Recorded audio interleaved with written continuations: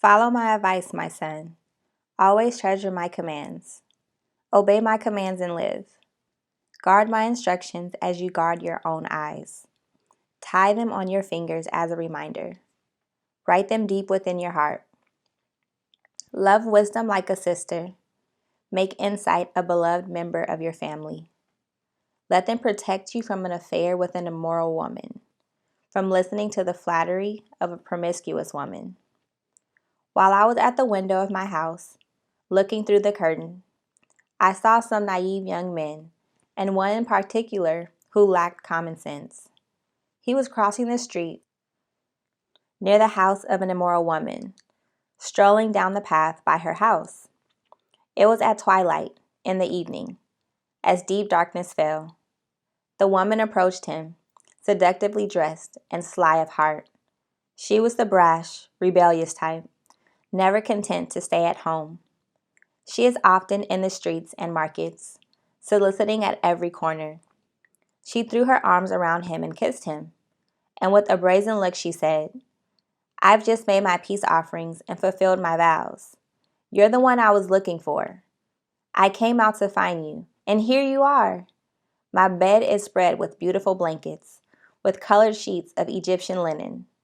I've perfumed my bed with myrrh, aloes, and cinnamon. Come, let's drink our fill of love until morning. Let's enjoy each other's caresses, for my husband is not home. He's away on a long trip. He has taken a wallet full of money with him and won't return until later this month." So she seduced him with her pretty speech and enticed him with her flattery. He followed her at once, like an ox going to the slaughter. He was like a stag caught in a trap, awaiting the arrow that would pierce its heart. He was like a bird flying into a snare, little knowing it would cost him his life. So listen to me, my sons, and pay attention to my words. Don't let your hearts stray away toward her. Don't wander down her wayward path, for she has been the ruin of many. Many men have been her victims. Her house is the road to the grave. Her bedroom is the den of death.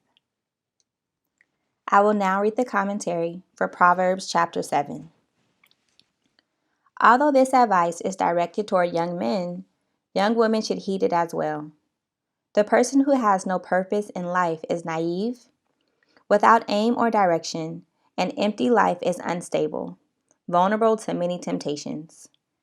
Even though the young man in this passage doesn't know where he is going, the immoral woman knows where she wants him. Notice her strategies.